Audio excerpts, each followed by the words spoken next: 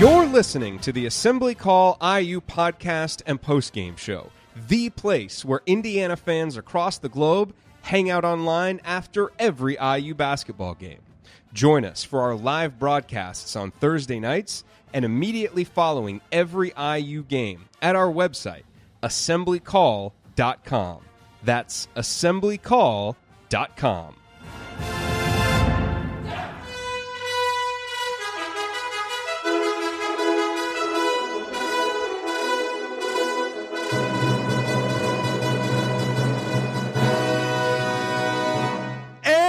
Welcome, Hoosier fans, to another victorious episode of the Assembly Call, as tonight your Indiana Hoosiers go on the road to East Lansing against the Michigan State Spartans and snap a 7-game losing streak, winning 79-75 in just an unbelievable game that showed us so many of the things from Indiana that haven't been there during the losing streak, from the effort and the toughness and the rebounding to like actual physical people like Devonte Green and Deron Davis. And for this Indiana team to overcome yet another injury to Juwan Morgan and the ups and downs to win this game, just an incredible victory for your Indiana Hoosiers tonight.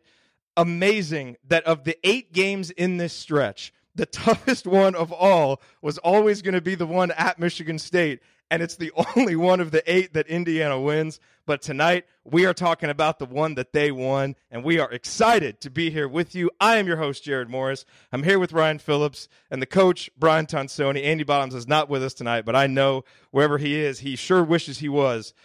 And we're going to break it all down for you on this edition of the Assembly Call IU postgame show. And let's start this show the way we start every show, and that is with our Hoosier Proud banner moment. And the banner moment comes at the end of this game, with Indiana leading 76-75, and the defensive plays that the Hoosiers were able to make. Look, it was 76-72, 40 seconds to go. Indiana has 2 straight really bad turnovers. Cassius Winston hit that 3, and I know everybody was feeling exactly like I was, like, oh no, we are going to come so close to this thing.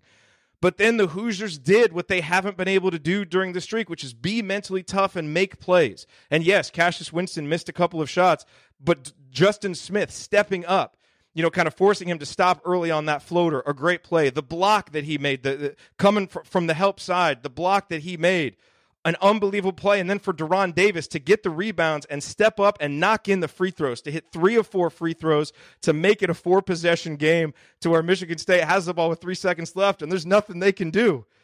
Just so many guys made big plays. I mean, we could go back play after play after play and talk about banner moments, because in a game like this, in a situation like this, undermanned against a great team like Michigan State, every play, every three-pointer, every big rebound, in a sense, was a banner moment. But there at the end, to make the plays in a big spot to win on the road, I am just so incredibly proud of this team for sticking together, for tuning out all the naysayers, and for fighting to get this win. It doesn't erase 7 losses, and the Hoosiers still have a ton of work to do, obviously.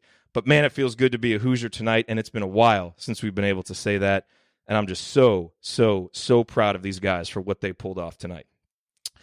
Tonight's Hoosier Proud banner moment brought to you, as always, by our friends at Hoosier Proud and Home Field. At Home Field Apparel, you will find the comfiest and most unique licensed IU apparel available anywhere. And at HoosierProud.com, you'll find great state of Indiana-themed apparel while sending 10% of your purchase to causes around Indiana, like the Julian Center for Empowering Survivors of Domestic Abuse. Both brands were started by an IU grad, and all Hoosier Proud and Home Field apparel is designed and printed out of Indianapolis. Be sure to check out Home Field's vintage IU designs, including the classic Indiana warm-up script tees and long sleeves, which are printed on incredibly soft tri-blends, like the tri-blend we've been telling you about with that incredible sweatshirt that you all need to get if you don't have it yet. Can a brother get some coupons? Of course you can. Don't forget to use the promo code ASSEMBLY at checkout today for 15% off your order on either site. That's promo code ASSEMBLY at HoosierProud.com and HomefieldApparel.com. All right, well, it is time to move the ball, find the open man, and get some opening thoughts from the rest of our team. And, Ryan, we will start with you. I can't imagine there's much to rant about, but give me your opening thoughts on that great Indiana victory. Look, if you're in Bloomington or the surrounding area, I just tweeted this out, get your butt to Cook Hall and welcome these kids back. They have earned that. Everything they've been through, 7 losses in a row, all the injuries, all of that stuff, everybody around the country saying, what's wrong with Indiana? What's wrong with Archie Miller? These kids aren't playing hard, all of that stuff, all of that noise. Some of it coming from us, some of it coming from the people who watch us and care about us, and some of it coming from outside sources who we don't like particularly much. Those kids went into East Lansing where nobody expected them to win. Nobody expected them to win when they were 12-2 and going into East Lansing. And yet they went out and they fought and they battled and they smacked Michigan State in the mouth a couple times. And think about this. They lost their best player midway through the first half. And I'm sure we'll get to that later. But Juwan Morgan goes out midway through the first half. They could have just caved right there because there's no way you're supposed to win this game without Juwan Morgan. There's no way you're supposed to win it with Juwan Morgan. But then Juwan Morgan goes out. You're not supposed to win the game. Those guys fought and battled hard. Then, I mean, Rob Finney fouls out. Jake Forrester, of all people, fouls out. They're shorthanded on the road in overtime against what essentially was supposed to be Michigan State's ascension to being the best team in the Big Ten. And what did Indiana do? Outplayed them. Completely outplayed them. Out-hustled them. Battled. Indiana shot 38.9% from the field and beat Michigan State. How do you do that? You hustle, you rebound, you dive on the floor, you pass the ball. 21 assists for Indiana tonight.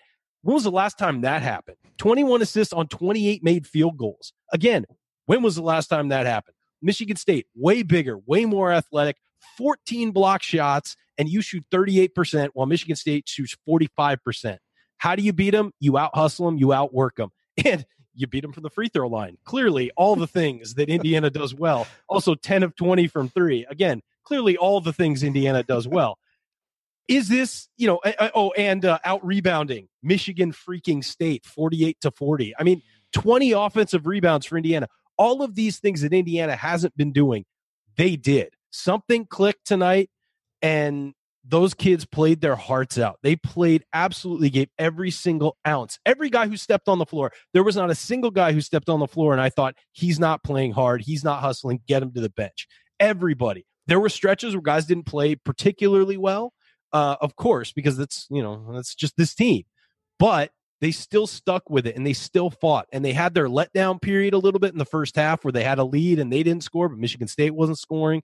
They let Michigan State back into it. But then they rebounded, and they took a punch, and they kept coming back and kept coming back. At one point, they were down 4 late in the game.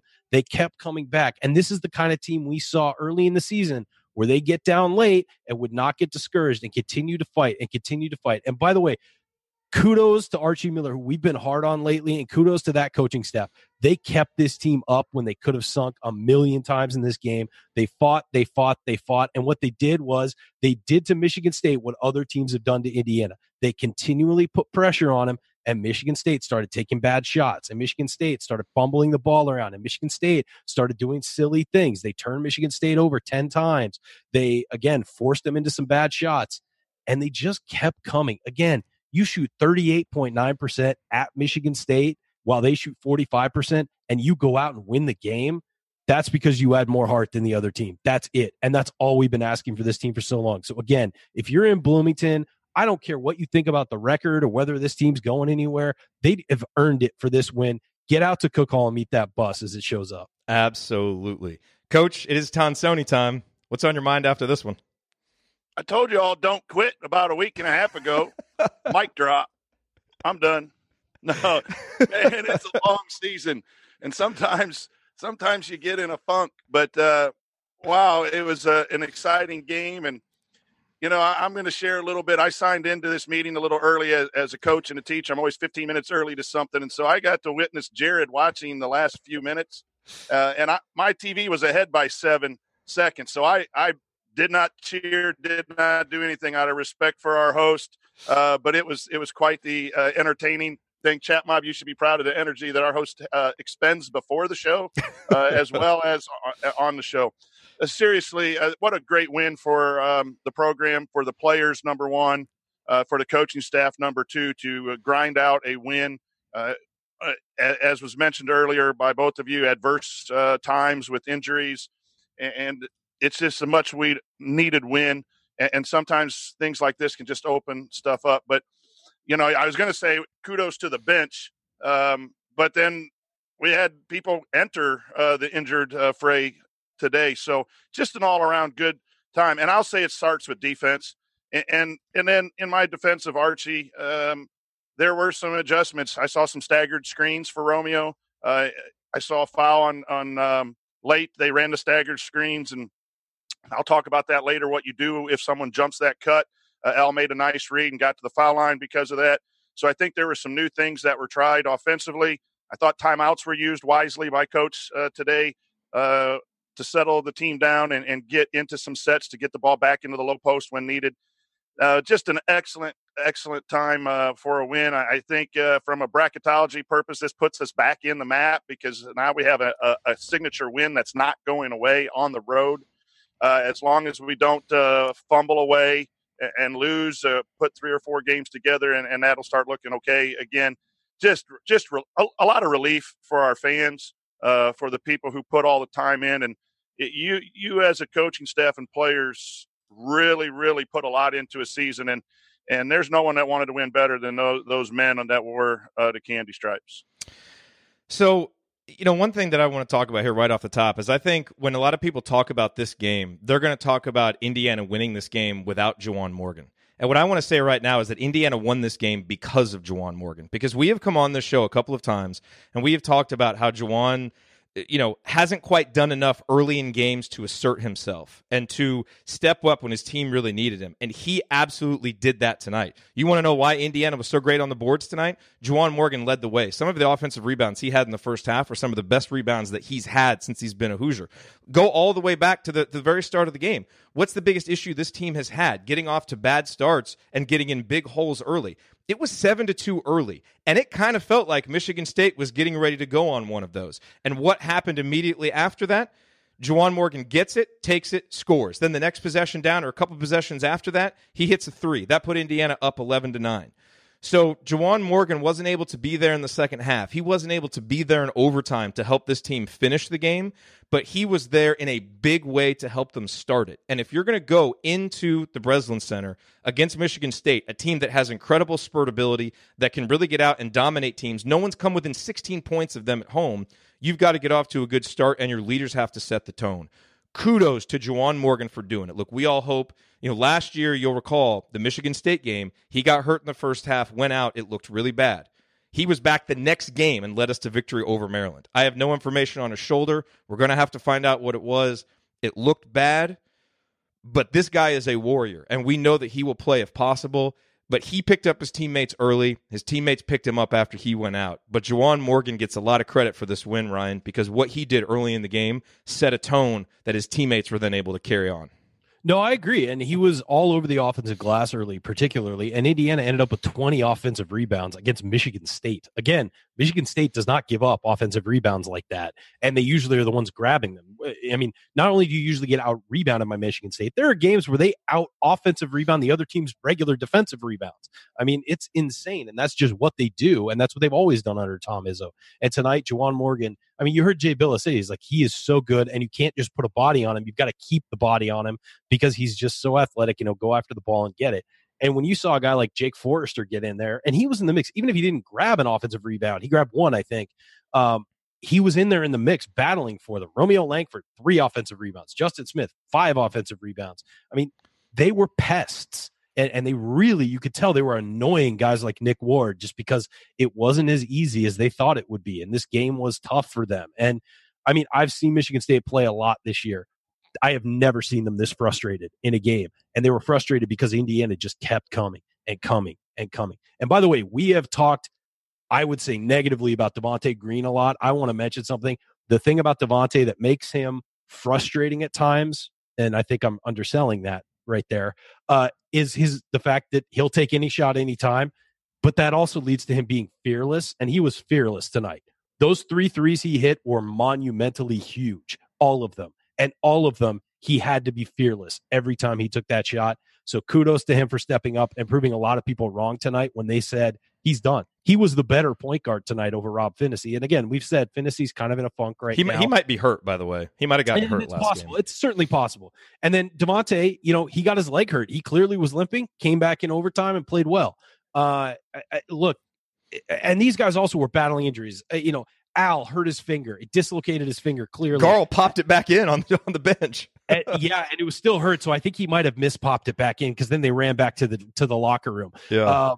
Like maybe overcorrected a little. Let's not get into it because that's just making me squeamish. But for him to come back in the game and hit key free throws with a busted finger for Deron Davis, clearly cramping up because he was playing way more than he was supposed to, comes right back in the game and grabs some key rebounds, makes free throws in overtime. I mean, there are just so many appearances. Evan Fitzner hitting his first 3-pointer since 1996, it felt like. Just everybody contributed to some level tonight, regardless of what the stat line says. Everybody did something, and it was huge. And without every little contribution, you don't win. And that's what being a team's all about. It's everybody contributing something. Justin Smith shot 17 times tonight, which is 15 too many. But he had 10 rebounds, and he played great defense, and he had that great block at the end. He had 2 great blocks in overtime. He was great in the second half in overtime. Exactly, and especially overtime. And, again, it's just everybody contributing to the level. Romeo Langford sleptwalked through parts of this game offensively. He just was, out physicaled, and it was just too much for him. And he went on a tear in the second half that basically won the game for Indiana. I mean, there would have been completely out of the game if he didn't go on that stretch in the second half where he stared Aarons in the face and said, "You can't guard me," after a step back 3-pointer. I mean, that's what we've been asking about from Romeo for so long. So it's just everybody contributing, little things here, little things there. Even though Finney didn't have a good game, he was chasing Cassius Winston around for most of the game, playing great defense on him. I mean, this is, again, exactly what we've been asking for from this team. And we got it from everyone and every little thing tonight. And they played, for some reason, they go on the road to the Breslin Center and play with confidence. It's almost like the pressure was off, and it was just like, screw it. Let's go. Let's just go. Yeah. Oh, man. That was unbelievable. Unbelievable. All right, coming up as we continue our breakdown of Indiana's incredible 4-point victory over Michigan State and East Lansing, I'll point out tonight's meaningful moment you might have missed, and then we will go inside the numbers to highlight the most important statistical notes from this game. You are listening to the Assembly Call. Stick with us.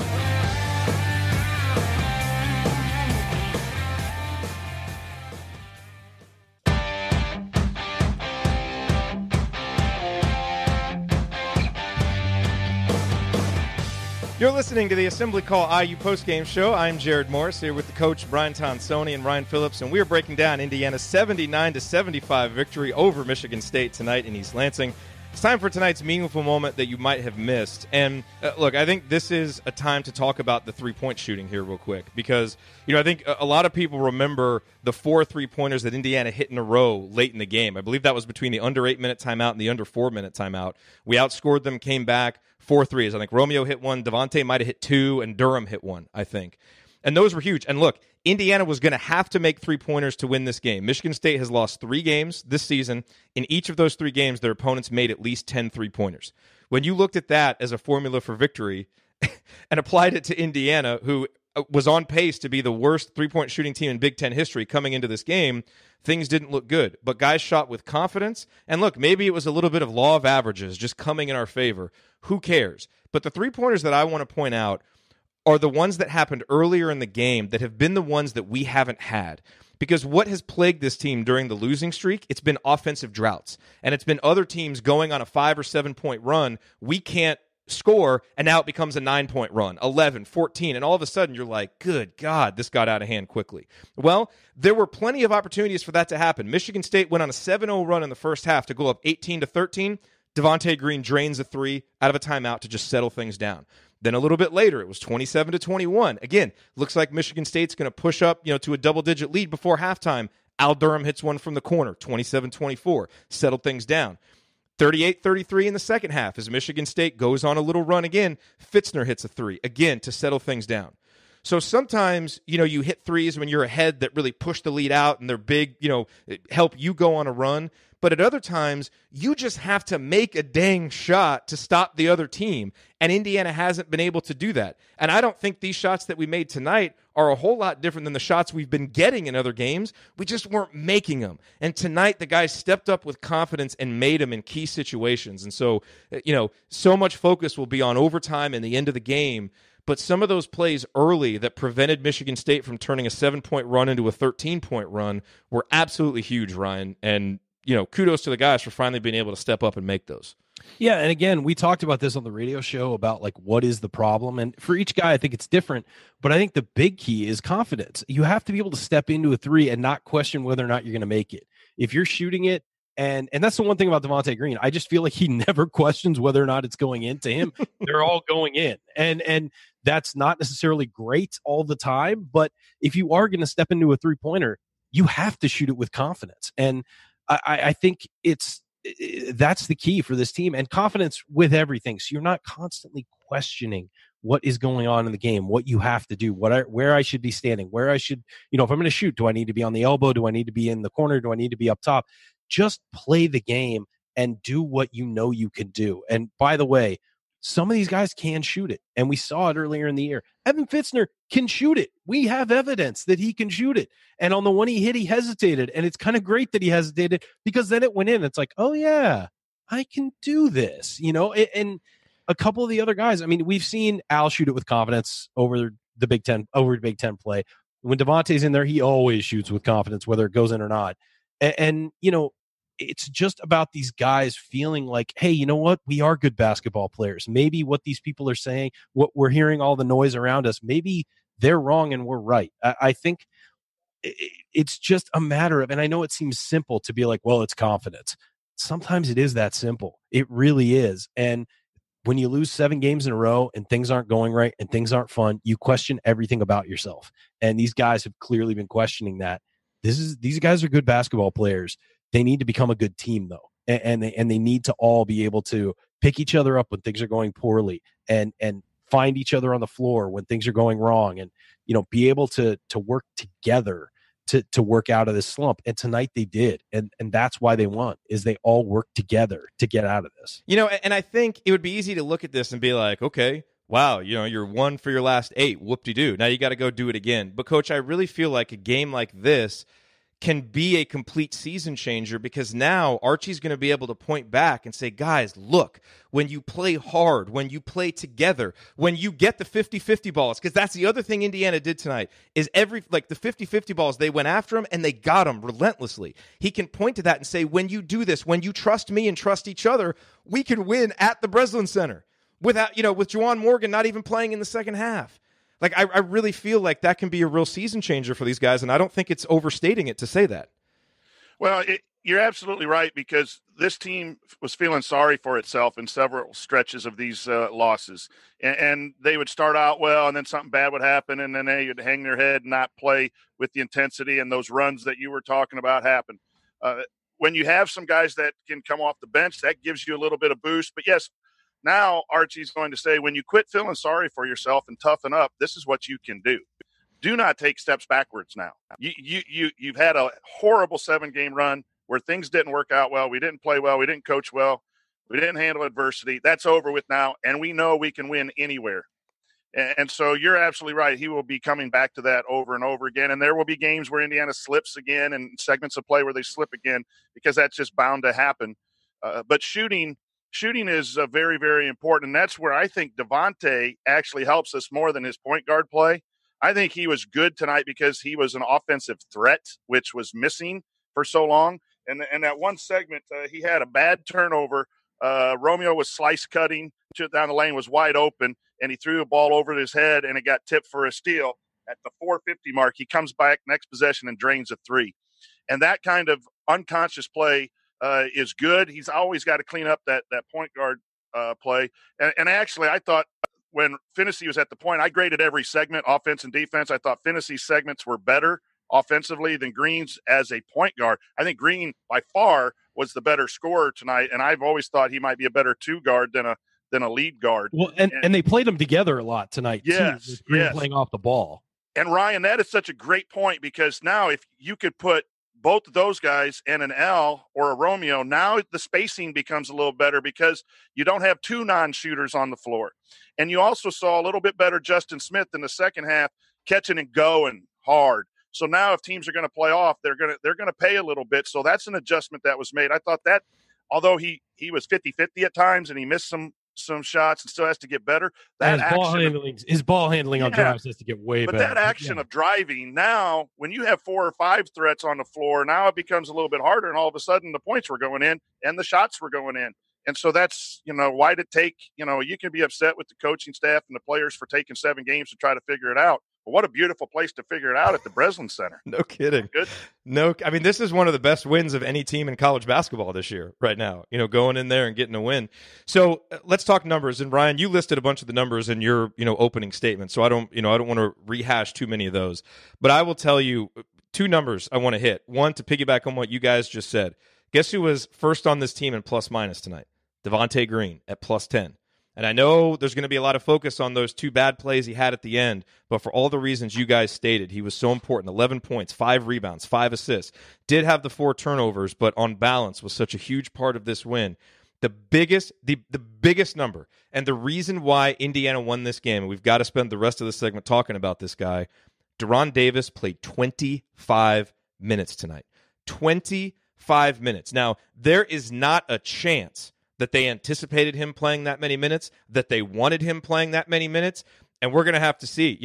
For a guy like him, we got to see how he responds. This could be one of those where it's like, Juwan's out, we've got a chance to win a monumental game.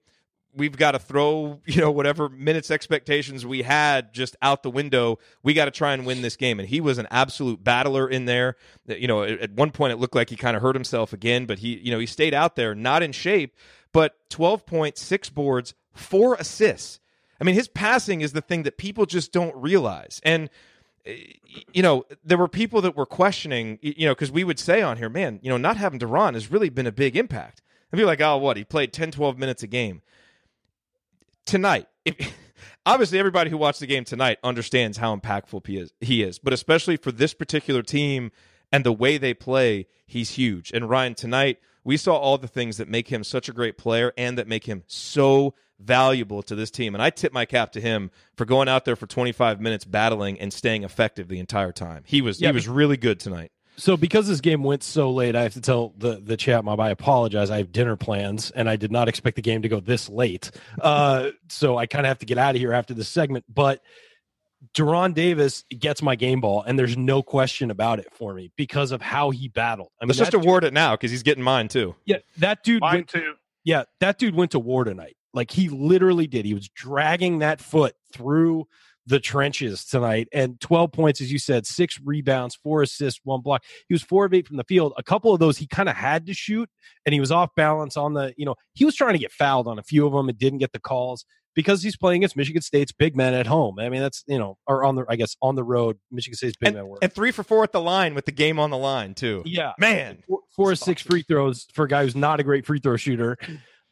25 minutes is, you're right, that's the huge number, because as in the beginning, Jay Billis was like, if they can get 8 minutes, 12 minutes out of him, they'll feel really good about it. They got double that and more. And just a great, and he had 2 fouls early, wound up with 3 fouls. He played smart defensively. He couldn't run, and they were saying Michigan State's just beating him down the floor. It wasn't that Deron wasn't running hard. He just can't right now beat those guys down the floor. He just can't physically. And you notice later in the game, guys like Justin Smith would sprint back, take that guy until Deron could get back. And sometimes they got beat, sometimes they didn't. But Deron Davis, here's the thing, is that on this roster right now, who can just catch the ball in the post, turn, and make a jump hook over a guy? Deron Davis is the only one. When Juwan Morgan goes in there, he's going around guys, and he's going up and under guys and things like that. Deron can turn around and just kind of easy bucket hook shot over a guy and make it. He changes the game when he's in there. And somebody in the chat mob pointed out, I think it's really astute, it's clear now that the biggest injury they have suffered this year, or is suffered since Archie Miller's taken over, is the loss of Deron Davis. Because even if he's your backup center and he's giving you 15, 20 minutes a game, you can get easy offense out of him. And easy offense is the one thing that this team does not have right now. And you got to look at, first of all, defensively, I thought they played phenomenally. I really do. They made everything tough for Michigan State. There were a couple times Nick Ward had the ball in the post, caught it quick, laid it in. And other guys did that too and had that sealed off. Well, guess what? When you play Michigan State, that should have happened 3 times as often as it did. But they were able to prevent that. They chased the guards around. They defended shots. A couple times they got lost. Guys got open threes. Again, against a well-coached team, that stuff happens. But you look at what Deron Davis did on both ends of the floor, just battling and battling and battling and battling. And again, as you said, he only had 12 points. He had 4 assists just by his presence. He attracts so much attention that he can get other people's shots. And, I love Durham. I've loved Durham since he was a recruit. I've talked him up since he was a recruit, and that injury was devastating for him and for this team. And I just hope he's getting healthy, because down the stretch, they're going to need him, and he makes this team so much better, particularly if you can't give him starters minutes. He makes them so much better when the second unit comes in, because you have somebody you can rely on instead of having to force these younger guys to pick up the slack everywhere. Yep. Coach, your thoughts on Durham? That's one of the biggest mistakes I made in the preseason stuff that we talked about. I wasn't sure if he was going to play and if he could do some of the things that Archie wanted. And boy, was I wrong on that. Just a great asset to have, and he was determined. I forget when he had that block shot. I thought that was a key moment, too, defensively. That was right after Juwan got hurt, and he came out and had a block shot and went down and scored. And it was almost like, look, guys, we are okay. Yeah. That was huge play. And those are the things that you can't coach and you can't draw up, but boy, are momentum changers. You got your guy who's been out for over a year, sparingly coming in and saying, okay, the number one guy got hurt and is out. Let's go. And with his play. And that to me was a really a good moment, as well as all of the scoring that he did and the offensive stuff that he brings his team. But he also brings his team a little bit of presence inside, being physical with low post, and it prevents fouling from Juwan. Juwan has to guard the 5 all the time. Now you can get him out with out on a 4 or something where he might not bang against. That was my big fear coming into today, was how quick are our post players going to get in foul trouble, and then who do we go to if Davis isn't ready? And that gives you some cushion now to move Durham offensively and defensively off the 5 spot for advantages as Archie sees it. But Durham, kudos to that young man and the struggles he's been through the last 2 years to have a game like that and a big moment for the team to get back on track. Ryan? Oh, and one other thing, Ryan's girlfriend's talking some about dinner tonight in the chat, and she's going to be leaving here early to get ready. It's dominating the chat. It must be an awesome dinner plans tonight. Well, my actual girlfriend is completely not annoyed by Ryan's girlfriend in the chat, which is kind of funny. She actually loves it. And we're sure it's not her, right? Yeah, she's not over there on her laptop right now. No, her actual name is in the chat. So yeah, don't stalk her. Justin Smith, by the way, this is what I want to talk about as my sort of last call. Justin Smith, 36 minutes. Romeo Langford, 41 minutes. Devonte Green, 34 minutes. Al Durham, 37 minutes with a busted finger. Deron Davis, 25 minutes. Those guys all played their tails off, and they're going to need to be just kept in buckets of ice on the flight home. Those guys earned it. I mean, the whole team did, but those guys specifically went to battle tonight, and they went into one of the toughest places in the country and forced Michigan State to say uncle, basically. And it was a phenomenal game. I give Archie and the coaching staff credit for having these guys prepared to send in there and to play just their butts off. I mean, they absolutely did. Don't discount this. It wasn't a one-off game. I know Joshua Langford was out and all that stuff, and I saw some people going, well, Michigan State's adjusting tonight. No, this was Michigan State at home on a Saturday evening game in a packed house against Indiana, who they always want to beat. With a week to prepare after a loss. Because of that name on their chest. Yep. They want to beat Indiana bad, and they couldn't because these kids fought. And again, I'm saying it again, check online. We're going to try and get a post up about when these guys will be back. I tweeted out the flight number. You can follow it on the flight tracker website to find out when they're going to be in. Meet them at Cookall. These kids have been through a hellish month. Okay. You think it's been bad for us as fans and bad for, us as observers. It's been 10 times as bad as them. This was an explosion from them. They played their tails off and they're trying to put that month in the river. Go meet them. Go encourage them. These kids need someone to show that they love IU. We love IU basketball. We love these kids, and we want them to be successful. Go meet them and show them that and prove them that. I'm telling you, if you're in the surrounding area, go. Seriously, it'll be such a fun experience. Get some pictures with the guys, shake some hands, and tell them how much you appreciate their fight tonight. I really think that would be a great showing of support for these guys who have really been through a tough time. And when things go bad, Hoosiers are supposed to stick together and bring each other up. So, you know what? We've been hard on them. A lot of people have been hard on them, but tonight they proved to us that they can do it and that they can make a run towards the end of the season.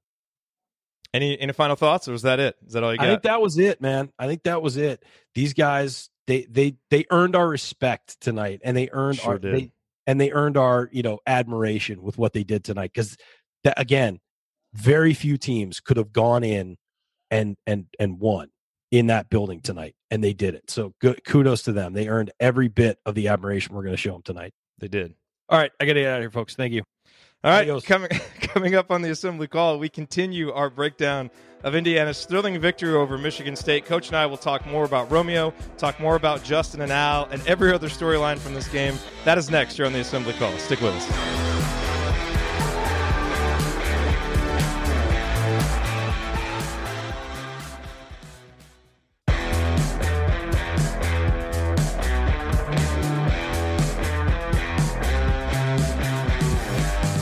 You're listening to the Assembly Call IU postgame show. Catch us live immediately following every IU basketball game, plus every Thursday night at our website, assemblycall.com.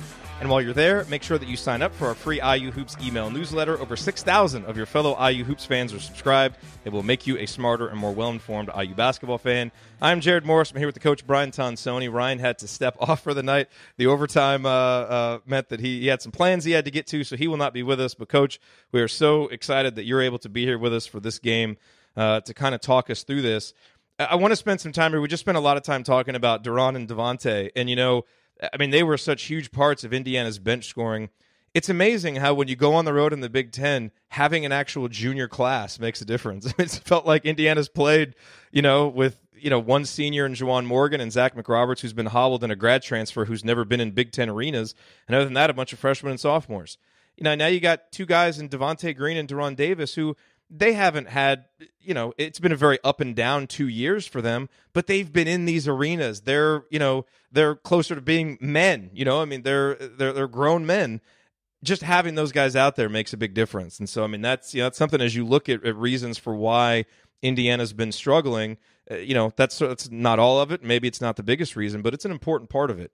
And we saw that tonight. Let's talk about Romeo. Romeo, the numbers, 19 points, 6 of 18 shooting, so he was not efficient shooting. But this was not the kind of game that was really designed for him to be efficient because of how good Michigan State is at defending twos and how, they're basically one of the best teams in the country at taking away Romeo's bread and butter. But what Romeo did do tonight, he was able to get to the free throw line, and so he knocked down 5 of 6 free throws. He had a couple of threes, and they were huge threes. One was even a catch-and-shoot three, which we haven't seen from him. And, he was able to get some rebounds. He had 4 assists. He had a block. And so, it's easy. You look at that last play of regulation and when it's tied and he just kind of puts up that bad shot. But he really, at the end of the game when Indiana really needed someone to step up offensively, he really made some nice plays there. And I thought Jay Billis made some good points about how, he needs to do some more work before he gets the ball. And that was kind of, hindering him. But, sometimes to win a game like this, you need role players stepping up. Indiana had that. But you also need a star. And you need a star to make star plays. That's why Indiana beat Michigan State in 2013, because Victor Oladipo just made star plays. And tonight, for as up and down as he was and for as poor as his transition defense was at times, Romeo made some star plays.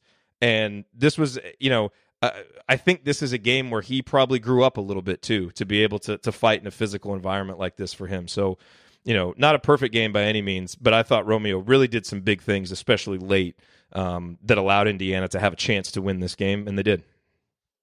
Yeah, every type of player needs to learn the next stage. When you leave high school to go to college, regardless of your star ranking, your recruiting ranking, there is some knowledge that has to be gained, and at times that can be really tough. So, you look at Romeo, and what I see right now is a guy with a lot of pressure coming to his hometown state, trying to do too much at times. And I think that makes his shot selection a little bit poor in at times, when to shoot, when to dish, some things that is something I think he needs to work on. And I call it hero ball. And you got to know the young man, and I don't know the young man, but sometimes hero ball sounds like it's selfish, but I don't think that's the case with Romeo. It's just hey, the team's hurt and I want to put them on my back. And sometimes when you try too hard, I think Juwan does that sometimes in the post during this stretch of, oh my gosh, I got to be the scorer. The defense has 2 or 3 guys. I'm still going to throw it up there type of stuff. And so I think that's why his shooting percentage drops off a little bit. It'll be helped a lot if the guys can shoot 10 to 20 from 3. But, I emailed you a little bit earlier. As part of Delphi Bracketology, we get to cover the local university. I'll leave the name out.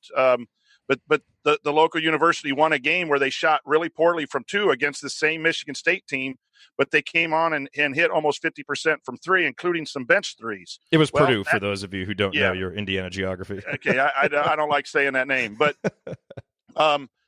Indiana, that was the same thing. 39% on the from the field overall, but they shot better from 3, which is something that has been lacking because Michigan State is big and they clog the lane. So Romeo has to figure out how to adjust. In high school, he didn't have to do that. And if you look at, we watch it all the time and we see the flaws, but if you watch some of these other 5 stars, short of just of a couple freaks that are at Duke that can just do anything they want, there's often times in a season where these really good players struggle to get going and find their niche. I thought the biggest play was that layup to go back up 1, where he really just didn't hesitate and exploded. But you saw him come off staggered doubles. That was an adjustment to get him some space and do that at movement before he catches the ball that Billis was talking about, instead of just the weave and then catching and going one-on-one. So there's some ways that they're now trying to get him in some space. I think that'll continue to be developed as the year goes on. But, I thought some key rebounds. He had a couple key rebounds. The thing that bothers me the most right now is he feels sorry for himself when he doesn't get a call and he doesn't hustle back on defense. It's happened a couple games in a row, and he's got to learn that it's next play real quick at this level and the next level. That's the only disappointing thing with Romeo. Let me ask you a question. Something that Indiana has not done a lot is pound the offensive glass and get offensive rebounds. It's something that Archie's teams have never done because he really values getting back on defense. And you knew that was going to be huge. Transition defense was a huge focus for Indiana against, one of the best transition teams in the country in Michigan State. You look at it, they did score 14 points and, 14 fast break points. And some of that was because Durham struggled at times to get back and because Romeo didn't get back at times. I thought Ryan had a great observation that Justin Smith's transition defense in the second half was much, much better. But you look at the overall defensive performance for Indiana, they hold Michigan State to 1.09 points per possession, which is really solid, considering that you're in their building and they're a really good defensive team or a really good offensive team. And yet Indiana also was able to get 20 offensive rebounds. So if going to the offensive glass sacrifices the defense, how coach, and by the way, it was huge because we got 16 second chance points on those 20 offensive rebounds. I mean, really big. So how were we able tonight to hit the glass, get 20 offensive rebounds, and yet still deliver a really strong defensive performance, in Michigan State's home building? Because I think we got the offensive rebounds with minimal coverage of going to the glass. As a coach, you decide every game how many guys you're sending to the glass. Are we sending 3, 4, all 5 to the glass? And you know that the more you send to the glass, the less you're going to have back in transition. So depending on the scout, I don't know what their rotation was back. Every team has, we call it fullback, halfback, who gets all the way back, who gets to the midcourt, and we send 3. But the guys that were sent to the glass were very active in tipping the ball and going after the ball, and that's heart. And that was something I thought was missing from the team for a while, that feel sorry for you stuff I've talked about. There was no quit. And so sometimes you can get offensive rebounds when you only send 3. And I'd have to look again at the tape, and I hate that to say that, but to really see, I wasn't focusing on how many they were sending and why that happened. But you can do both. If you challenge your bigs, go get an offensive rebound every, 5 minutes. That's 4 offensive rebounds a game, or a half. That's 8 for a game. That would be an awesome night for a post player. And I think Billis was talking about the determination at some point of just moving and getting around and not being blocked out. I think that might have been our game. If not, it was a game that I was watching previously where the announcer said offensive rebounding is just go get it. And I attribute that to our guys tonight had a big heart to get the rebounds and therefore still allowed excellent transition defense, because I think the transition defense was the reason Indiana wins the game. I really do. Yeah. It was outstanding. Let's talk a little bit about Indiana's sophomore class. Al Durham, Justin Smith. Two guys who I think grew up tonight. I think Devonte Green and Deron Davis, showed, when you have upperclassmen, how much they can mean. But there are games in the careers of young players where they really grow up and kind of realize things. And I thought Justin Smith especially, look, 6 of 17, did he take some bad shots? Probably. In the first half, I thought he did a really good job of finishing twice, but he was on the block and received passes from his teammates, went up strong. Every time he put the ball on the floor in the first half, something bad happened. In the second half, he was much better. He had at least 2 or 3 times where he took the ball from outside the three-point line off the dribble and either scored or, usually it wasn't just a smooth layup. He would miss it, get the offensive rebound, put it back, or he would get fouled. But he produced points out of it. He had 10 rebounds, 5 offensive, 5 defensive, the 3 blocks. We talked about the huge block at the end. And I'll tell you what was even bigger than that is he was getting on the floor after loose balls. He played tough. And it seemed like a guy that kind of grew up and was like, you know what? I can be a dude in this league, but I've got to play like one. And he played hard. He played tough. And he was look, Indiana cannot weather losing Juwan Morgan if Justin Smith doesn't play really, really, really well in the second half. And he did. And maybe this is the kind of game where he realizes and says, holy smokes, I can play the best team in the Big Ten. I can play right with those guys, but I've got to play hard. I've got to play tough. So, questions about the shot selection, all of that. But I thought in some important mental and physical ways he grew up tonight. I thought it was a tale of two halves for Justin Smith. And I was in the halftime report, and I was pretty down on Justin. I thought he plays cautious. And for whatever reason, whether that's personality or whatever, it's just like a half a second, 3/4 of a second late on decision-making. Should I shoot? Should I drive? Should I close out? Should I rebound? And I thought all of that left at halftime. And I'd love to have a recording of what went down at halftime. No Juwan, and it was like a call to arms probably for the team. If it was team-led, that's great. If it was Archie-led, that was great. But I thought Justin responded to whatever happened at halftime, and he was a totally different player, Jerod, after halftime. And the one block shot, and was he the one who got the fingertip late? Yes. Or was that Duran? No, that was Justin, and Duran got the rebound.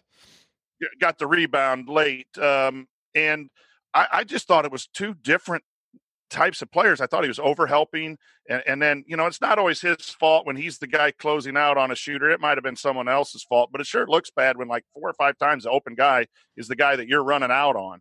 So again, knowing strategy and what was going on, I don't know that I can attribute all of those open shots to Justin, but I just didn't think he was playing with that fire and he's had moments like that this year.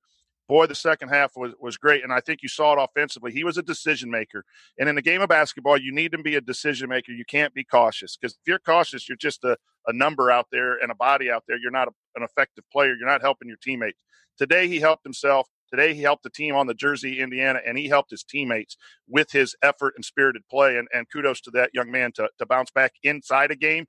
And now the challenge for him and the coaching staff is you've demonstrated that, just like you said about the whole team earlier, Archie, using this is a good film to go first half, second half, and show Justin we need you on this team playing this way to be our best. And Al Durham, I think, he's become a legit guy in the Big Ten. And he was not that. But, we came on here on the post-game show after the Purdue game, and there weren't many bright spots there. And he only had 8 points. We came on and we said, you know what? He kind of showed us something in this game. He was attacking. He was confident. And some of the criticisms that we've had of him, not being able to really play through, tough physical games, kind of getting lost in games, that doesn't happen with Al anymore. And tonight, it didn't happen with Romeo on the court. He seemed much more comfortable playing with Romeo tonight and actually, facilitating some offense. He brought the ball up some, had the ball in his hands. He looked really confident. And we said, Indiana's looking for a third scorer. Al Durham may well be the guy to do it. And since then, the last 4 games, 11 points against Northwestern, 6 against Michigan, 11 against Rutgers, 14 against Michigan State. He's almost right there at that average of 11. And they were big shots, and he's getting more comfortable both at having a quicker trigger on the three-pointer, where he's just, and I don't mean that in a bad way. I just mean he gets it and he shoots it. He's confident. But he's also getting back to doing what he showed that he was so good at last year, which is taking the ball to the hole. Getting contact. He shot 4 free throws tonight against Michigan. He shot 5 against Northwestern. He shot 5 against Purdue. He shot 4. And over his 3 previous games, he had shot 2 total. So he's driving, he's dealing with, with the physicality of the game. I think his defense has been pretty good, and that was some Brian Evans stuff tonight. I mean, having his finger, you could see, on camera right after he got hurt, his finger's just bent. And he goes over there and he's in clear pain. They pop it back in and he comes back on the floor. And that had to be a huge lift for the team where it's just, it's felt like all season. Guy goes out, guy goes out, guy goes out. And now you get Al back. And he comes back and he makes plays. So, this was a huge win for the present of the program, and it gets the season back on a good trajectory. But, this is the kind of game that for these two guys, we may point back to sometime and be like, remember when Justin Smith and Al Durham really grew up on the road? Because, man, those two guys were good. And Al, it's been a continuation of what we've seen from him. And by the way, last thing, Coach, and then you talk about him. Al's minutes the last 4 games, 33, 32, 38, 37. The guy's going out there, giving everything, and he's been really impressive. It was fun watching him tonight. He hit some really big threes that helped the win, but none better than that drive baseline, and he got fouled late and then stepping up and hitting 2 free throws. He just stepped up at big times, and you need more than 2 people to run an effective offense in the Big Ten, and if he can stretch and get spacing for the Indiana offense, that's just going to help. And the thing that's fun about L right now, and you mentioned it, there's no hesitation. He's catching the ball, and he's thinking shot first. And we tell players all the time, you're your most open when you first catch it. Yeah. You got to have that sense that I'm going to catch it to shoot it. And then the defense has to make me make a different another decision. If I'm catching to pass and then I'm wide open and I hesitate, then the three's not likely to go in as a high percentage if you just catch to shoot. And some players get confused with roles and shot selection talk from coaches and worried about, is this a good shot or a bad shot? If you're on the floor when you catch it, think shot. Yes, within the scope of where you're expected to shoot the basketball. And Al is really doing that. And then he's looking to making secondary moves on catches and drives. And when there are bad closeouts, he's not afraid to go. He's not running offense. He's looking to play basketball. And I think that's a big thing for Indiana, too. Play some hoop, play some open gym basketball within the scope, not freelancing and not listening to the coach. But you got to go play. You just can't go out there and be stiff and robotic in the movements. And sometimes when you get sorry for yourself or if you've been in a losing situation and you want to get out of it, you got to get back to that free-flowing type of stuff within offense where I'm going to score, dude. I'm going to dot your I. I'm going to tell you about it, we actually tell our kids to talk a little bit. It's too quiet sometimes. Pop the collar, baby. Yeah, well, not pop the collar, but do a little talking.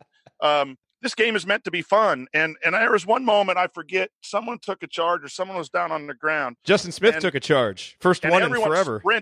They were all sprinting to pick someone up instead of just walking and doing those things. And so the game's got to be back to having fun. You got to be disciplined and smart and all that stuff too, but you got to play free. And boy, Al Durham right now is the epitome of playing free and loose, and he just needs to continue to do that. Absolutely. All right, coming up on our final segment. I don't want it to be our final segment. I want the show to go on all night. We hand out our game ball, hit any other storylines we haven't hit, and then in last call, we will deliver our final thoughts on Indiana's huge 79-75 victory against Michigan State. Stick with us on the Assembly Call.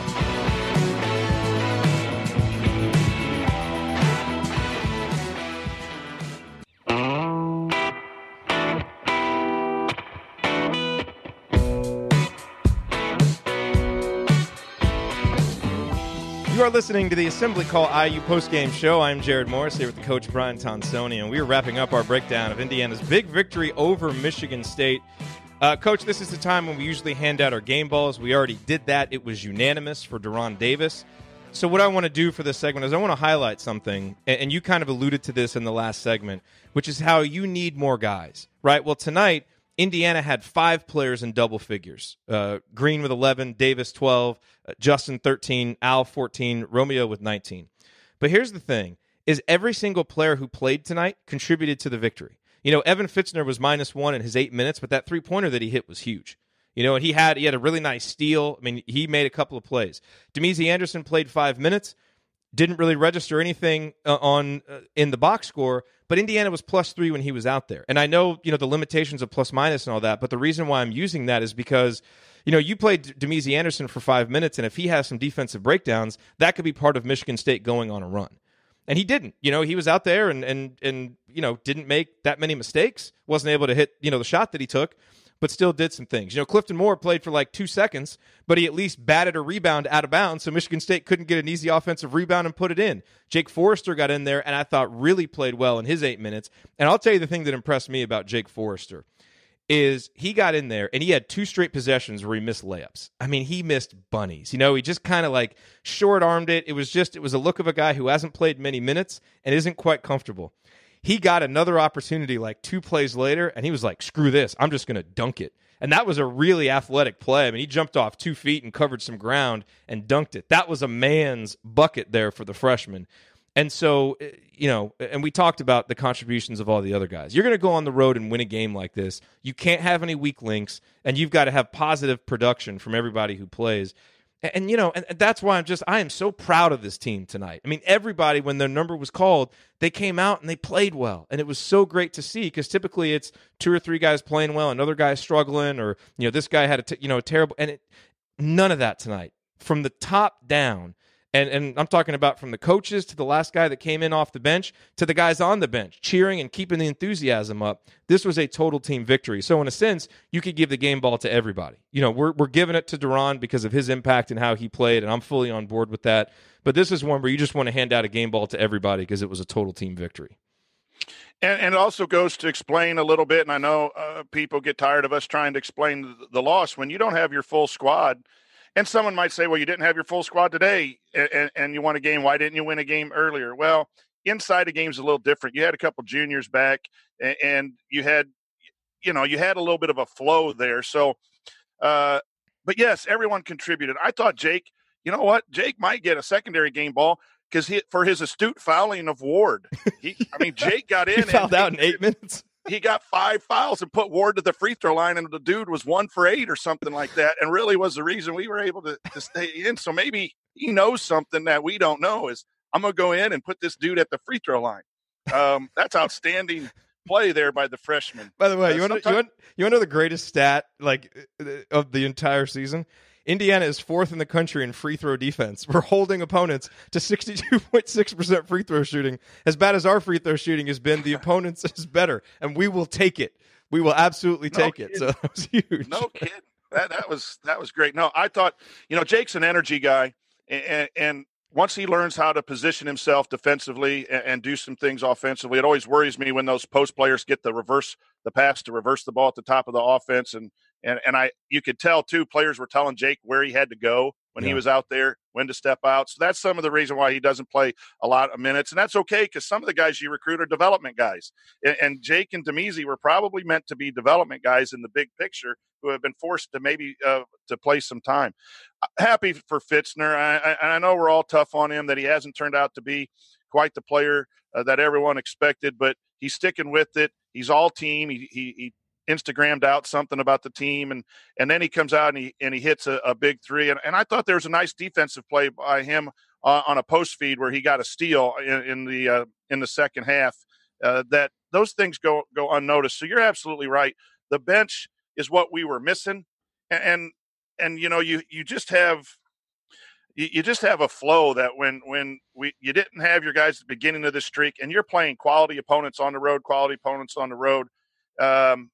It was just difficult, and it was so good to see Green and those guys come back, and it helps guys like Fitzner and Forster and Anderson be more productive, because they don't have to go in and be 20-minute people, and they don't have to score, and they don't have to defend and be great. They just got to eat minutes, and so that's more their role, and so that's another benefit of having those juniors come back and be healthy. But what a great effort by everyone! They ought to have a happy flight and be relaxed a little bit, and then you got to refocus because you got games coming up, and that'll be the key to how they handle this success, because you want to keep winning and you want to get to that tournament. You don't just want to end a losing streak and start another one. And what's nice is that they've got some time. So the next game is Iowa. That's Thursday. Iowa coming off a huge win against Michigan. So you've got 2 teams that are coming off just tremendous wins that, will be, they'll be riding high with confidence, but also riding high with people patting them on the back and telling them how good they are. And, what's going to be interesting is the formula that Iowa used to beat Michigan is something they haven't done a lot, which is play 40 minutes of really good defense and, a lot of effort defensively. And obviously what Indiana did to beat Michigan State, I mean, I don't know where this was, taking charges, making threes, playing. I mean, it's basically the inverse of the last 7 games. We just did the opposite of all of that, and we win this game. So it is going to be interesting to see how Indiana rebounds. But I tell you, the timing of this win is so important because, those 2 home games are winnable. You've got Iowa on Thursday and Ohio State on Sunday. And look, I have faith that the Assembly Hall crowd would have done everything they could, even if we had gotten blown out tonight, that it would have, brought it on Thursday night against Iowa. But now there's going to be an extra level of confidence. There's going to be a belief again. Like, to me, the impact of a game like this is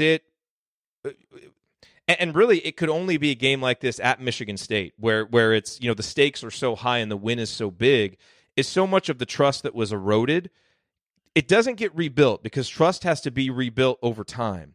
But what it does is it opens everybody's mind back up. For fans, it's like, oh, wait a minute. We can beat teams. So that wasn't a total mirage early on. Like, this team can do some things. For the players, it's, okay, this guy does have my back, and this guy can make shots. And, for the coaches, it's, okay, Evan Fitzner made another shot, and Jake can do stuff when he gets in there. And for the players, it's like, okay, what Archie's so it gets that open-mindedness back to where trust can be rebuilt. And what I thought was the biggest issue Indiana's facing after Rutgers is it just felt like all the trust was gone, from the fans to the coaches to the players. And that's why this win is so huge. So it is not a guarantee of anything. If Indiana comes out and reverts to their own ways, they're going to lose to Iowa, they're going to lose to Ohio State, and we're going to look back at this like, what the heck was that? That was one of the weirdest results ever. But it could also be a springboard. So to you, Coach, what are the most important things that need to happen between now and Thursday for this game to be a springboard to a great finish to the season rather than just kind of a one-night aberration that we're looking back on scratching our heads in the middle of March? Yeah, Joel from the chat room sent me this long article about trust, and It said exactly what you were talking about. And it's a great read, and I'm going to share that with our coaching staff and our players too. But you're absolutely right. You got to trust the process. So the big thing this next few days is, get bodies rested and minds rested as well as you can and still prepare for your next opponent. Second thing is really dig deep on how can we bottle this up? What did we do well against Michigan State that we have not been doing well, and make sure then you forget about it, and that's tough because the worst thing sometimes is to string success together. That sounded really good. But sometimes winning streaks are hard too because you get those pats on the back. And so it is a focus issue for me. This is a team that played well in November and December. This is a team who played well at Michigan State. And in between that, they played awful. And we coached awful. So we've got to get that focus back. And I'd be pretty – I don't know if I'd be pretty hard on them because of the injuries and the rest, and you got to know your team. But we're a lot harder on our team after wins than we are sometimes after losses, just to make sure that hunger is still there and this isn't just a one-time thing. And especially if we're going to be without Juwan for any amount of time, it's going to take really concentrated effort and everyone digging in to get a couple of wins. Great comment from that dude in the chat who said, sounds like AC After Dark started early there, Coach. Yeah. I haven't even started celebrating yet with my beverage, and I got a little tongue-tied. I've been so excited. Sorry, guys. Yeah, that won't come back to haunt you at all with a sound drop later. No, that'll be on there. So last thing that I want to say before we get to last call, and I'm not kidding, but I could spend 3 hours talking about this game because this one's fun. But, the undercurrent of everything that we've talked about is a big hat tip to the coaching staff. It's sometimes hard to know, without being there in the game plans and all of that stuff, it's hard to know, what specifically that you compliment the coaching staff for. But to have these guys ready to weather the storm, to divvy out the minutes like they did, everything worked. And you know what else worked? Is we won another close game. And this is where I think we need to step back and we need to recognize Archie Miller has a proven track record as a really good close game coach. Like, I'd have to go back and look at the numbers, but he's like 51-28 or something in games decided by 5 points or less. Like, it's really good, and it's to the point where every season, it's a really solid record. So it's not something I don't think that you just chalk up to small sample size or randomness. And, one of the biggest shames about this losing streak is that we haven't even been close. The Maryland game, we lost by 3, but we had to hit a couple shots late. Like, that game wasn't that close late. So we didn't even really have a chance for the thing that we were so good at early in the season. And I know sometimes close games or a ball bounces this way, you make one shot and there's some randomness. And so we're probably bound to lose one of those. But you know what? This team keeps winning them. So we just need to get in close games. And I think that's one thing with this team. They do seem to trust each other and trust Archie in close games down the stretch, and they've been able to execute. It's just they've gotten their doors blown off because they haven't had the mental toughness and physical toughness to stick in games long enough. So, I tip my cap to Archie. I mean, yeah, would you have liked to get a better shot at the end of regulation? Yeah. That probably wasn't the greatest thing. But, man, he made a lot of good moves. His team was really poised, and they did a lot of good things down the stretch to where this wasn't just, some balls bounced their way. In fact, at the end of overtime there, when you're up 4, 76-72, and you turn it over twice, some balls didn't go your way. And they were able to weather that. And so tip of the cap to the coaching staff because they kept this team together, and they were able to, to lead them through the end of the game there. The guys made plays and the coaches made calls, and that's how you win games like this.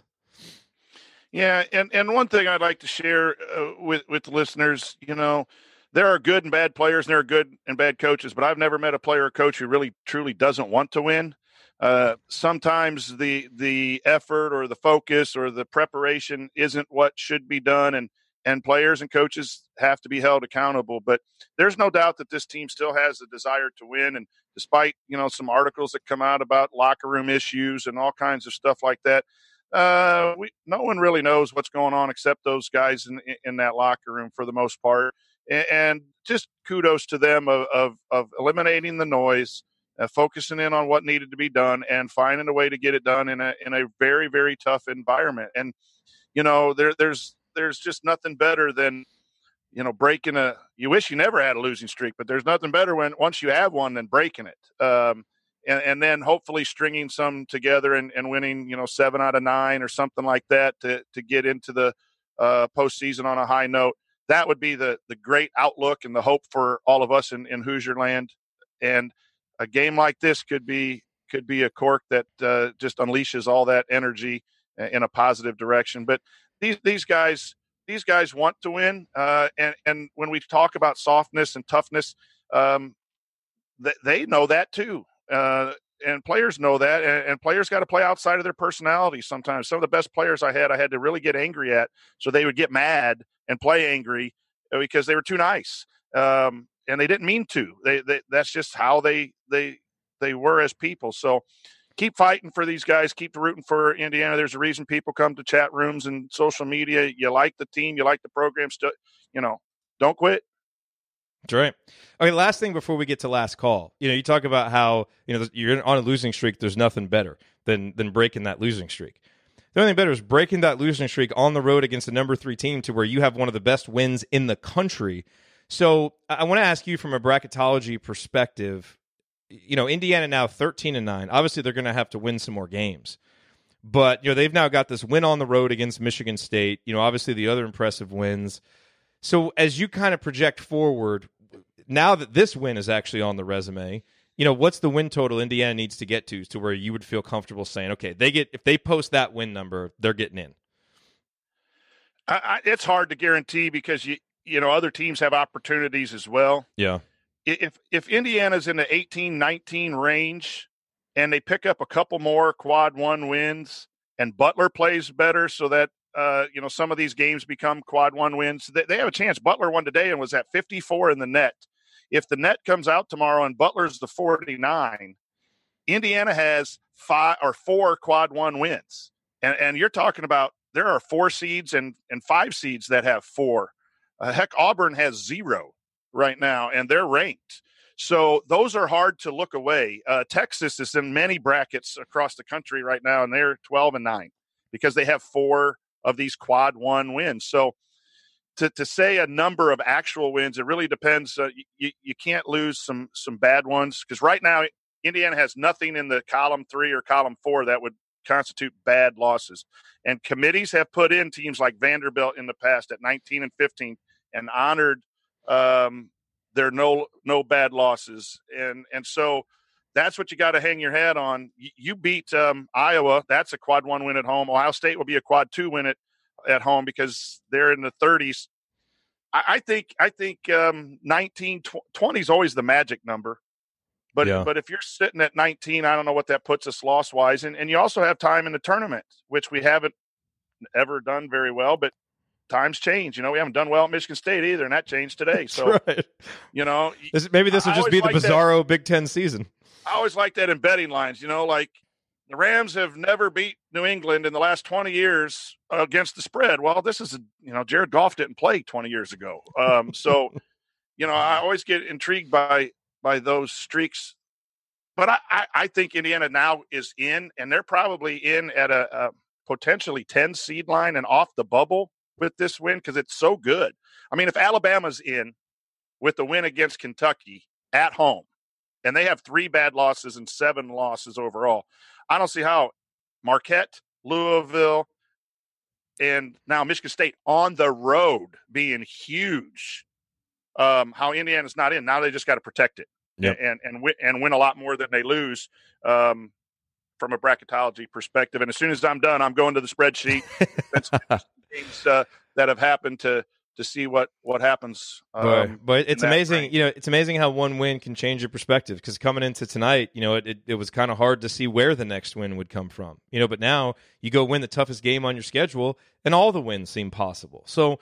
It's that old adage, you're probably never as good as you look in your best win, and you're never as bad as you are in your worst loss. And so the true Indiana team, I'm sure, is, somewhere in between, what we saw, against Rutgers and against Michigan, and then what we saw tonight. But boy, this sure does give you some hope and some faith that what you saw in November, what you saw in December, maybe, Indiana, just suffered through that terrible month of January, which we knew was going to be difficult even before the season.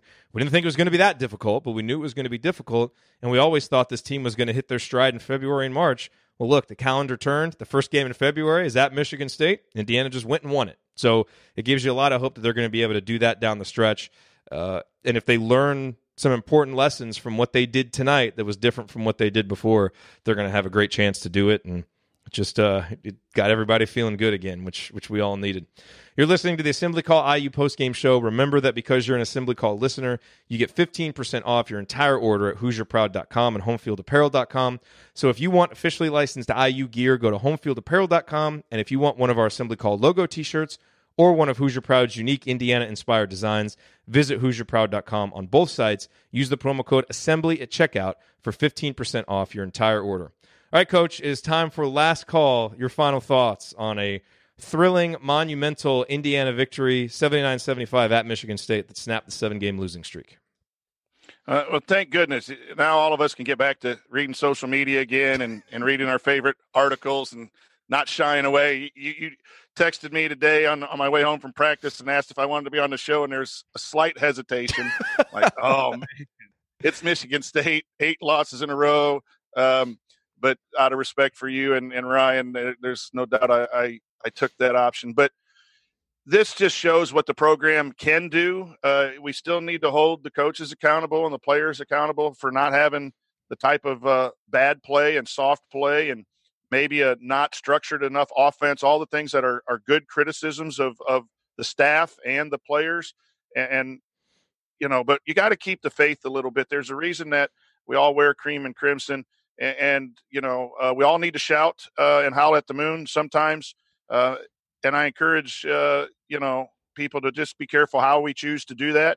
It is helpful. For me, it's in the man cave and not on Twitter and in the chat mob and so forth. But it's fun, and you stick around for moments like this.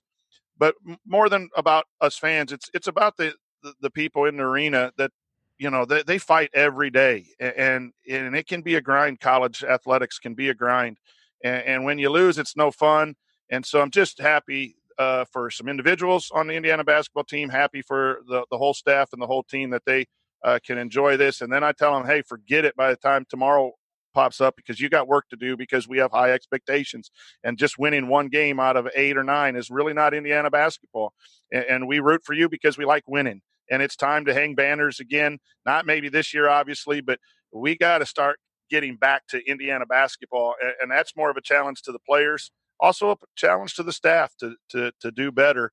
And let's get a winning streak going. Boy, tonight sure felt like Indiana basketball again, didn't it? Yes, That's the worst part about the 7-game losing streak. It's not the losing, right? Like we can not accept losing, but you can take losing if you feel like your team is out there giving a great effort and they're just not as good as the other teams.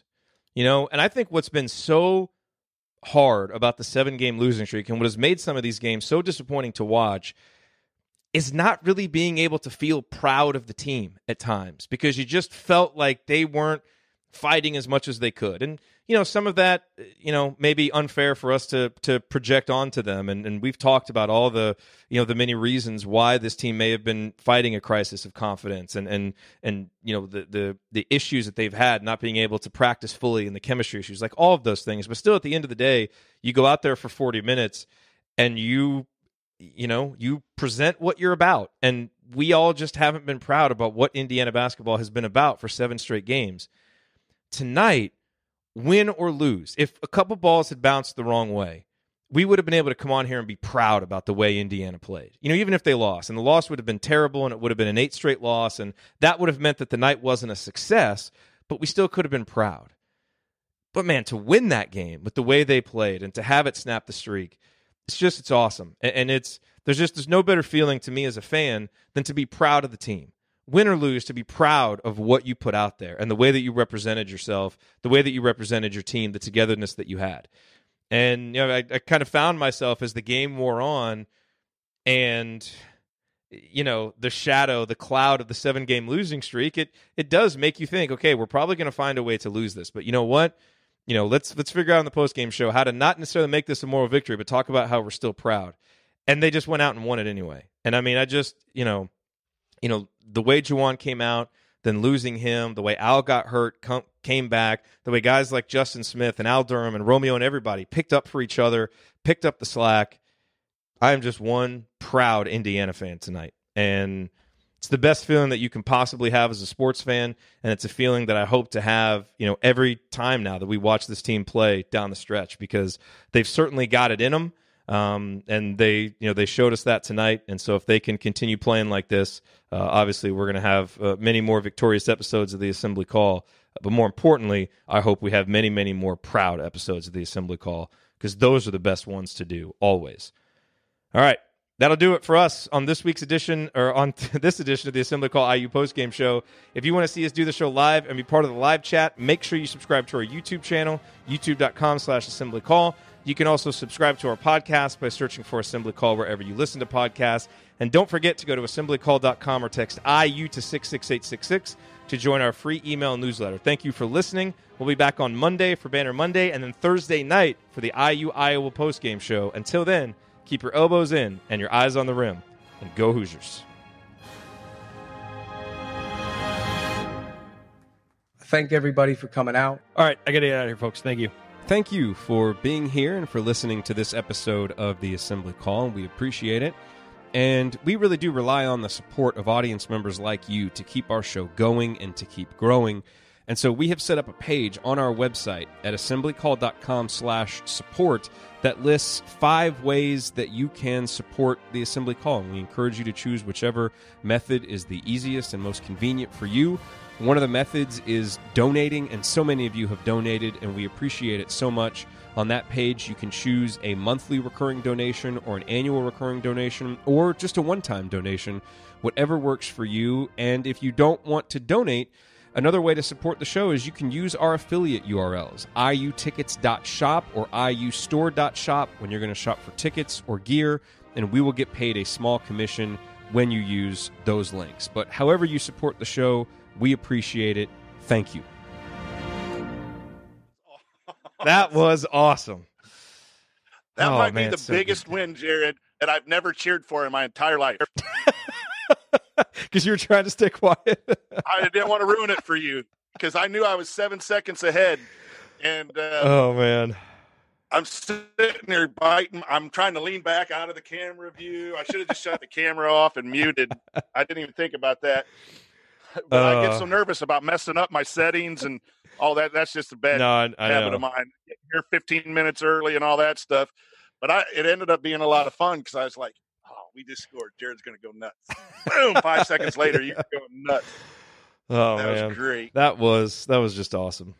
What an unexpected win. Oh. You know what's funny is I was having, and this happens every game, so I don't, for the most part, all day I was like, I don't know, man, like maybe we're just going to start hitting some shots, like maybe something crazy will happen and we're going to win this game. And I was like, I should put a tweet out about this. Like, I'm having a strong gut feeling. I was like, no, because there's a good chance that that's going to come back to haunt me, so I didn't.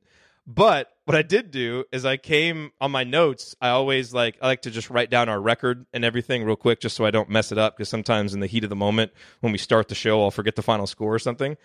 But usually I wait until after the game or when I know the result. Tonight I put on the notes, just getting prepped. I was like, okay, Indiana 12-10, 3-8 in conference play. I had it all written down ahead of time. I was like, yeah, I'm going to try and do a little reverse jinx here. Let's put it on here so then I have to try it, or so then I have to change it before the show. It worked.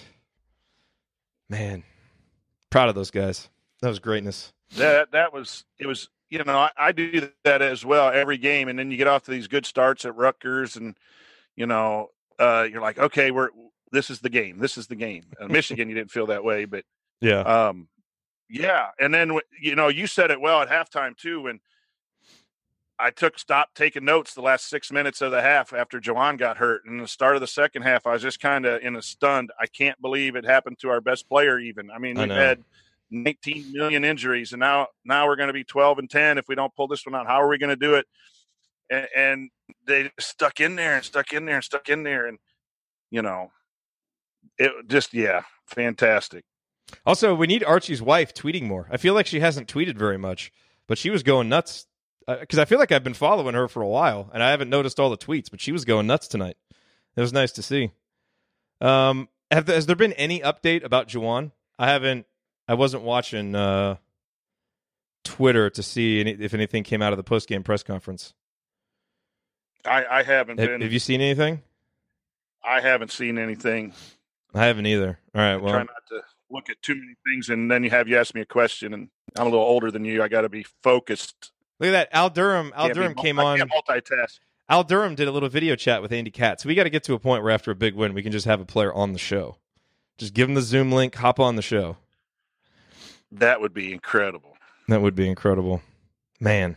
Well, I don't see an update, so I guess I don't know. Let's have to wait and see. Man, hopefully he's all right. I mean, for the obvious reasons of like we need him on the court, but beyond that, for him to have to deal with another injury, another shoulder injury. Do you think when he came out and there was no ice on it and there was no wrap on it and he was not in sweats, that he could have gone? I don't know. I mean, they said there were reports that he was out for sure. So okay. I don't know. That's what I thought too, but I was shocked when he came back out in full uniform. Now that might have just been, hey, it's a close game. I want to get out there quickly and watch. But I thought he would have changed out of something and gotten in his sweats, and or at least had like a sling or something to protect it. Yeah, a sling or something on him, because ice on it to calm it down. I guess the best case scenario is if it popped out again. He played that whole year with it popped out. I know that they brace it and Kent Davis said he hasn't heard an update, but saw Juwan in the celebration after the win on Twitter. So I don't know. I mean, that's.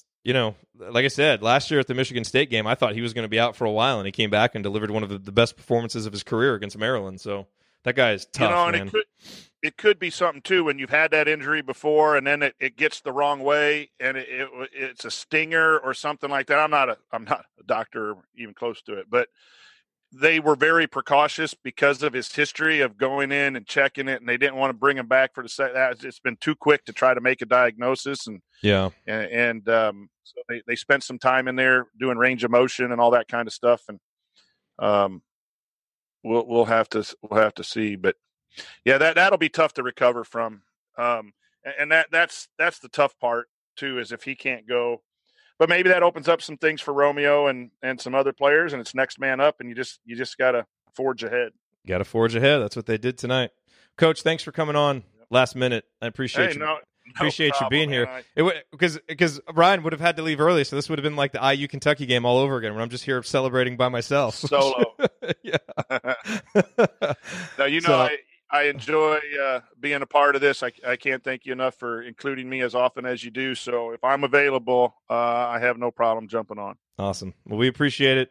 Awesome to see so many people in the chat mob tonight. Thanks for coming out and celebrating with us. That's that's the thing that makes these kind of wins even more special, is when we can share it with everybody. So, all right, time to go edit this thing so all the podcast listeners can listen. And I probably won't be able to get to sleep until 2:00 in the morning. Take that long for the adrenaline to no kidding to rush out of my Missed body. you, chat mob. Sorry, I only could do a couple things at a time at my age. But you guys are awesome. My multitasking is very weak, but I was with you in spirit. Yes. All right, everybody. Have a good night. We will talk to you again. We'll talk to you again Monday for Banner Monday. See you, everybody.